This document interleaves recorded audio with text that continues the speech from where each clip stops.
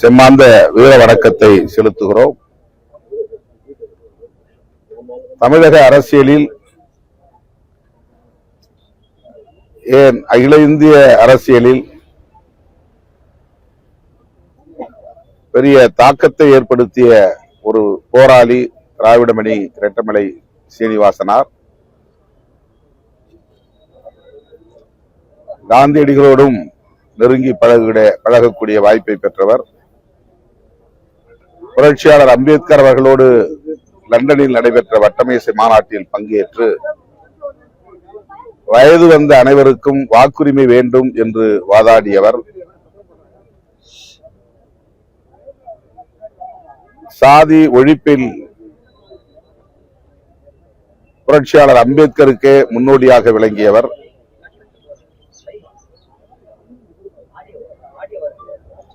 வரையன் என்னும் பெயரில் ஒரு இதழ் அவர் நடத்தினாலும் அவருடைய இலக்கு சாதி ஒழிப்பாகத்தான் இருந்தது. இன்றைக்கு நாம் தலித் என்கிற சொல்லை எந்த பொருளில் உச்சரிக்கிறோமோ அந்த பொருளில் தான் ரெட்டமலை சீனிவாசன் அவர்கள் இந்தியா முழுவதும் இருந்த தீண்டப்படாத மக்களை குறிக்கும் பொது சொல்லாக வரையன் என்கிற சொல்லை பயன்படுத்தினார். ஒரு குறிப்பிட்ட தமிழ்நாட்டில் உள்ள ஒரு குறிப்பிட்ட சாதியின் அடையாளமாக அதை அவர் முன்னிறுத்தவில்லை. அந்த காலத்தில் ஷெட்யூல் காஸ்ட் என்கிற சொல்லும் பயன்பாட்டில் இல்லை, புழக்கத்தில் இல்லை. அன்டச்சபிள்ஸ் என்கிற தீண்டப்படாதவர்கள் என்கிற சொல்லாடல் தான் அன்றைக்கு அதிகார வர்க்கத்தினரிடம், ஆளும் வர்க்கத்தினரிடம் புழக்கத்தில் இருந்த ஒரு சொல். அப்போது ஒடுக்கப்பட்ட மக்களை ஓரணியில் திரட்டுவதற்காக அவர் எடுத்துக்கொண்ட முயற்சி மகத்தானது. புரட்சியாளர் அம்பேத்கர் அவர்களோடு இணைந்த பிறகு அவரை தலைவராக ஏற்றுக்கொள்ளக்கூடிய பெருந்தன்மையும் பக்குவமும் அவரிடத்திலே மேலோங்கி இருந்தது. அதன் பின்னர் அவருடைய அரசியல் புரட்சியாளர் அம்பேத்கரின் திசை வழியிலேயே பயணித்தது என்பதுதான் வரலாறு. இன்றைக்கு திராவிட இயக்கங்களை பற்றிய வரலாறு பேசுகிறவர்கள் ரெட்டமலை சீனிவாசன், பண்டிதர் அயோத்திதாசர் ஆகியோரையும் நினைவு கூர்ந்துதான் பேச முடியும் என்கிற அளவுக்கு இந்த அரசியலில் பெரும் பங்களிப்பை செய்த மாமனிதர் ரெட்டமலை சீனிவாசனார். அவருடைய பிறந்த நாளில் அவருக்கு எமது செம்மாந்த வீர வணக்கத்தை மீண்டும் செலுத்துகிறோம். அவர் வழியில் சாதி ஒழிப்பை தொடர்ந்து முன்னெடுத்து செல்வோம். அமைச்சர் கீர்த்தனா நேற்று ஆய்வு பண்ணிருக்காங்க பள்ளிக்கூடத்துல. அந்த குழந்தைகளை அவங்க கேட்ட கேள்விகளும் அது பல விமர்சனங்கள் இருக்கு. என்ன சொன்னாங்க தெரியல, நான் பார்க்கல. அரசு பள்ளிகள்ல மாணவிகள்கிட்ட ஆங்கிலத்துல தன்னுடைய ஆங்கில புலமையை காட்டுவதாக எதிர்கட்சிகள் விமர்சனம் வச்சிருக்காங்க. குறிப்பா அங்க இருக்கக்கூடிய பள்ளி மாணவியிடம் ஆங்கிலத்துல கேள்வி கேட்டு அவங்களுக்கு ஆங்கிலம் தெரியல அப்படின்ற மாதிரியான முன்னெடுப்பை எடுத்து அந்த கேள்வியை கேட்டிருக்காங்க. தன்னுடைய ஆங்கில புலமையை காட்டுறதுக்காக எதிர்கட்சிகள் விமர்சனம் செய்றாங்க. அமைச்சர் கீர்த்தனா இதற்கு பதில் சொன்னால் சிறப்பாக இருக்கும். தொடர்ந்து இது போன்ற குற்றச்சாட்டுகள் அரசு பள்ளிக்கு போறாங்க, பல்வேறு இடங்கள் ரீல்ஸ் எடுக்கிறாங்க, அதுல கட்சிக்காரங்க ரீல்ஸ் எடுக்கிறாங்க, குற்றச்சாட்டு வருது. தொடர்ந்து அரசு அலுவலகங்கள் இது மாதிரி பொது இடங்களுக்கு ஒரு சென்சிட்டிவிட்டி இல்லாம சில விஷயங்கள்ல அமைச்சர்களே ஈடுபடுவது ரொம்ப ஒரு தவறான ஒரு முன்னுதாரணமா இருக்குன்றதுதான் குற்றச்சாட்டா வைக்கிறாங்க. ஒரு சென்சிட்டிவா இருக்கணும் அப்படின்றதான் அந்த ஒட்டுமொத்தமான கான்செப்ட். அதை எப்படி பாக்குறீங்க? அமைச்சர்கள் மட்டுமின்றி அதிகாரிகள் அனைவருமே எங்கு சென்றாலும் இந்தியா முழுவதும் உலகம் முழுவதும் இப்போது ரீல்ஸ் போடுவது என்பது வாடிக்கையாக மாறி இருக்கிறது. ஒரு குறிப்பிட்ட ஒருவர் தான் அப்படி செயல்படுகிறார் என்று நாம் சொல்ல முடியாது.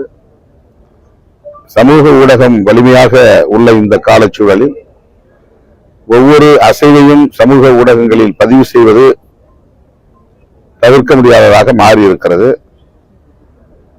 அது பொது ஒழுங்குக்கு கேடாக இருக்கும் என்றால் நாம் சுட்டி காட்டுவோம். கட்டாயம் அமைச்சர்கள் அதை உள்வாங்கிக் கொள்வார்கள், தேவைப்பட்டால் அதை தவிர்ப்பார்கள் என்று நான் நம்புகிறேன். நீங்கள் சொல்லுகிற எந்த காட்சியையும் நான் பார்க்கிற வாய்ப்பு எனக்கு கிடைக்கவில்லை, பார்க்க இயலாமற் போய்விட்டது. ஆகவே அது குறித்து மேலும் கருத்து சொல்ல எதுவும் இல்லை. அமைச்சர் கீர்த்தனா அவர்கள் வந்து இதுக்கு வந்து அது போதும், அது கேள்வி போதும். ஒரு அரசியல் மாணவி அவங்க விளக்கத்தையும் நான் பார்க்கல, அவங்க விளக்கத்தையும் நான் பார்க்கல. திமுக தலைவர் அறிவிச்சாருன்னு சொல்லியிருந்தீங்க. அது வந்து கூட்டணியில் இடம்பெற்ற அமைச்சர்கள் பங்கேற்றதுக்கு அப்புறம் எப்படி அது கூட்டணி தொடரும்? இங்க வெளியே வந்ததுக்கான அர்த்தமா தானே ஆகும். அதுக்கு அறிவிச்சாருன்னு சொல்றீங்க, அது முரணா ஏற்படுங்க. நாங்க வந்து அமைச்சரோட சேர்ந்த உடனே இன்னொரு கூட்டணியில சேர்ந்துட்டோம்னு அதுக்கு பொருள் இல்லை. அது நான் ஏற்கனவே முதல்ல சொல்லிட்டேன். ஆட்சி அமைப்பதற்கு 2 இடங்கள் பற்றாக்குறையாக இருக்கிறது. விசிக ஆதரவு வேண்டும் என்ற கடிதம் வெளிப்படையாக முதலமைச்சர் திரு விஜய் அவரிடமிருந்து அப்போது வந்தது. இந்த கூட்டணியில் இடம்பெற்ற காங்கிரஸ் ஆட்சி அமைக்க ஆதரவு அளித்தது, இடதுசாரி கட்சிகள் ஆட்சி அமைக்க ஆதரவு அளித்தது. அப்படித்தான் விடுதலை சிறுத்தைகள் கட்சியும் வெளியிலிருந்து ஆதரிக்கிறோம் என்று ஆதரவு அளித்தோம், அவ்வளவுதான். 10 நாட்கள் கழித்துதான் அமைச்சரவையில் இடம்பெறுவது என்ற முடிவை நாங்கள் எடுத்தோம். அதன் பிறகு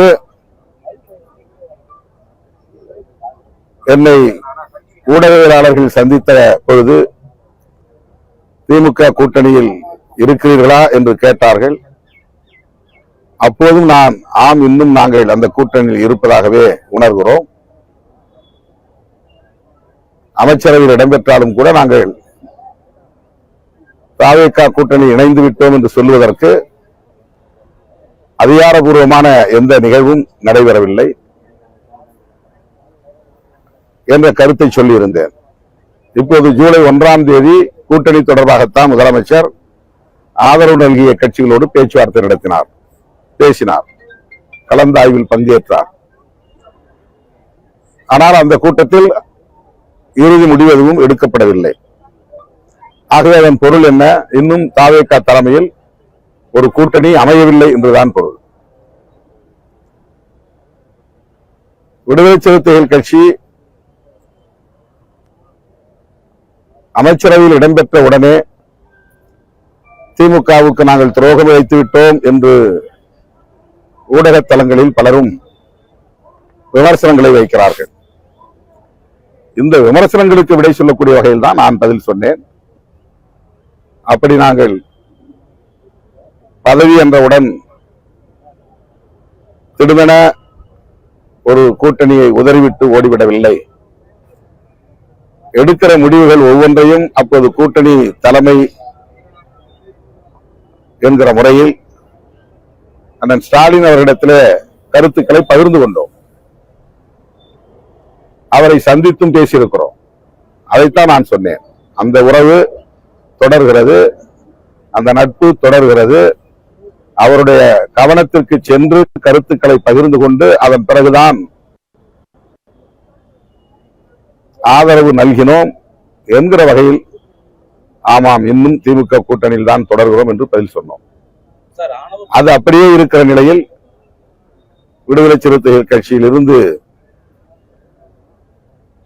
அதிருப்தி அடைந்த ஒரு முன்னணி பொறுப்பாளரை திமுகவில் இணைத்தது எங்களுக்கு அதிர்ச்சி அளித்தது. அந்த அதிர்ச்சியை நான் வெளிப்படுத்தினேன், அவ்வளவுதான்.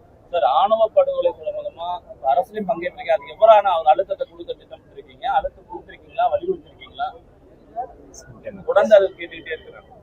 தொடர்ந்து நாங்கள் அந்த ஆட்சியிலும் வலியுறுத்தினோம், இந்த ஆட்சியிலும் வலியுறுத்துகிறோம், தொடர்ந்து வலியுறுத்துவோம். ஒரு நல்ல முடிவை எட்டும் வரையில் வலியுறுத்திக் கொண்டே இருப்போம்.